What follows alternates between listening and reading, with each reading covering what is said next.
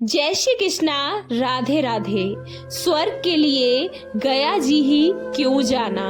विवाह के इतने बरसों बाद भी निर्मला की कोख सूनी थी, मगर गोद सूनी नहीं थी।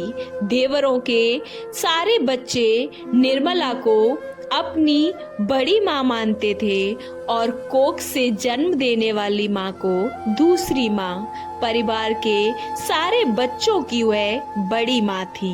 घर की 4 बहुओं में से निर्मला सबसे बड़ी थी और बड़ी होने के नाते पूरे घर की कमान भी हमेशा उन्हीं के हाथों में रहती थी। बड़ी माँ के हिसाब से ही सारा घर चलता था। अपनी सासू माँ के गुजर जाने के बाद से ही वह इस जिम्मेदारी को निभाती रही। बड़ी माँ को घर के सारे बच्चे बहुत ज्यादा प्यार करते थे, मगर बड़ी माँ को घर के बच्चों से बहुत ज्यादा मोह था, मगर सिर्फ लड़कों से। लड़कों तो वह खूब दुलार करती, खूब घी दूध खिलाती पिलाती, लेकिन लड़कियों के लिए अक्सर कहती कि बेटियों को दुलार कर ज्यादा सिर चढ़ाने की जरूरत नहीं है। मरने के बाद गया जी में अस्थियां विसर्जन करने वह नहीं लेकर जाएंगी। उन्हें तो एक दिन पराए घर चले जाना है। घर में लड़कियों के लिए ढेर सारे कायदे कानून बने थे, जैसे कि अंधेरा होने के बाद वे घर से बाहर नहीं जा सकती थी। कहीं जाना हो तो भाई या माँ को लेकर जाओ। किसी लड़के से किसी भी तरह की बातचीत नहीं करना है, इसके लिए कड़ाई से पाबंदी थी। जबकि लड़कों के लिए किसी तरह की कोई भी पाबंदी नहीं थी। उनके तो 7 खून माफ थे। वह खाना भी थाली में छोड़ देते तो इसमें भी लड़कियों की ही गलती बता दी जाती थी।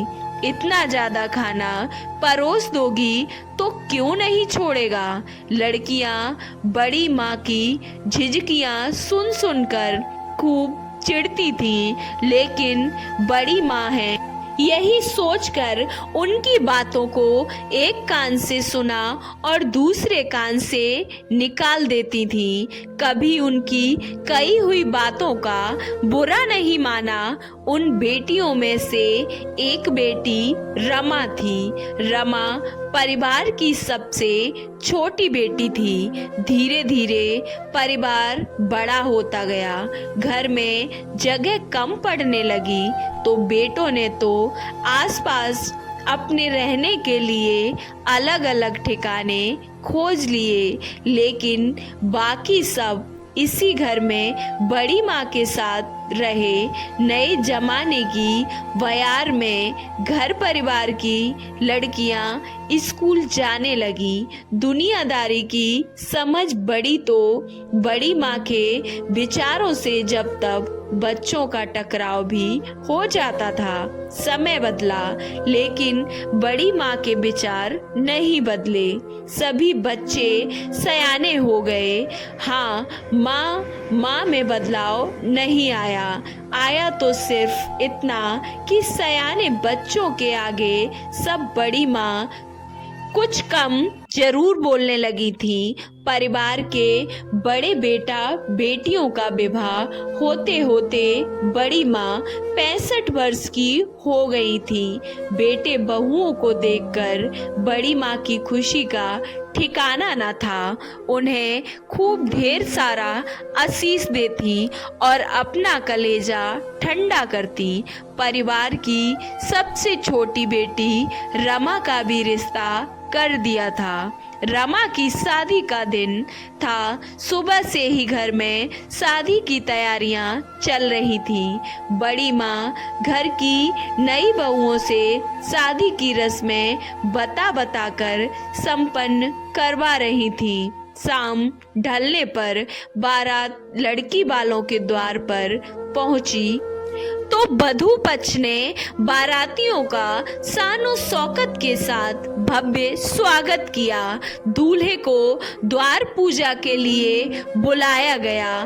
कार से उतरते हुए दूल्हे को देखने के लिए वधू पक्ष के लोग, लड़की की बहनें, भाभियां सभी द्वार पर नजरें गड़ाए हुए थी और घर की छत से रमा और उसकी सहेलियां भी दूल्हे को देखने को उत्सुक थी। दूल्हा कार से काफी देर में बाहर निकला। वह चाह कर भी बाहर चल नहीं पा रहा था। लड़के को 2-3 लोग पकड़कर द्वार पूजा करवा रहे थे। कन्या पक्ष के लोगों ने जब पकड़ने का कारण पूछा तो पकड़े हुए लोगों ने दूल्हा को छोड़ दिया। तभी नशे में धुत दूल्हा धड़ाम से नीचे गिर पड़ा। इसे देखकर कन्या पक्ष के लोगों में हड़कंप मच गया और मारपीट की नौबत आ गई। इस बीच किसी ने पुलिस को बुला लिया। लड़की वालों ने शादी से साफ इनकार कर दिया और पुलिस की मौजूदगी में वर वधू पक्ष में सहमति बनने के बाद ये शादी रोक दी गई और बगैर विवाह के बारात वापस लौट गई। दुल्हन बनी रमा की शादी नहीं हो पाई। जिस दिन से बारात दरवाजे से वापस लौटी है, तब से ही बड़ी माँ को रमा का रहना बहुत अखरने लगा था। कभी कभी तो ताना भी मारती कि मायके में रहने वाली बेटी को भाई भाभीओं से हमेशा दबकर रहना पड़ता है। एक बार बारात वापस लौट जाए तो दूसरी जगह रिश्ता होना भी आसान नहीं है। उदास रमा कुछ न बोलती।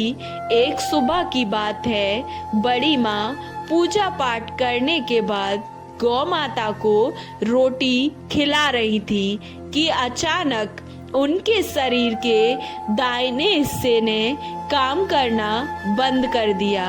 आनन फानन में उन्हें अस्पताल लेकर पहुंचे। डॉक्टर ने बताया कि इनको आधे शरीर में लकवा मार गया है। इलाज लंबा चलेगा। इनकी सेवा करनी होगी। इन्हें घर में ही रखिए।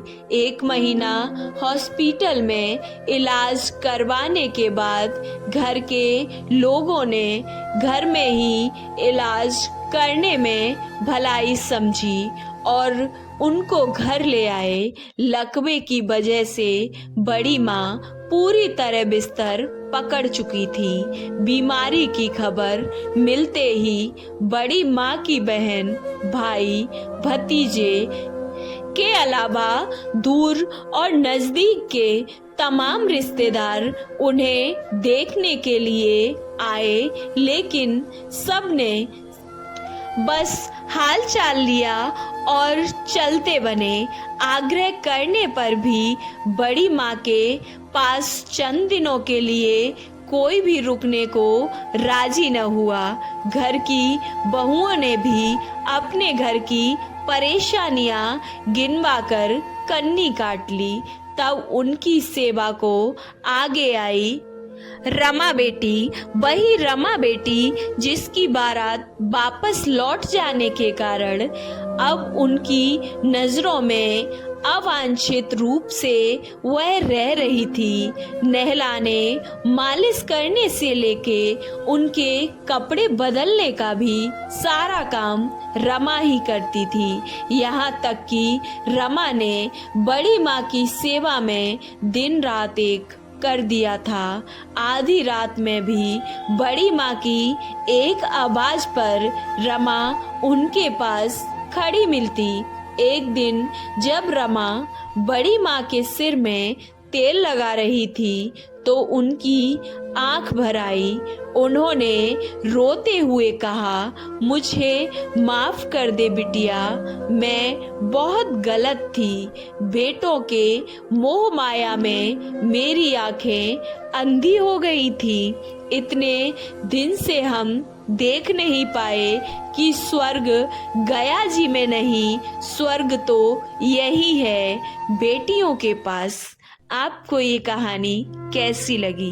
अच्छी लगी तो वीडियो को लाइक, चैनल को सब्सक्राइब करना ना भूलें और कमेंट बॉक्स में जय श्री कृष्णा राधे राधे अवश्य लिखें। जय श्री कृष्णा राधे राधे।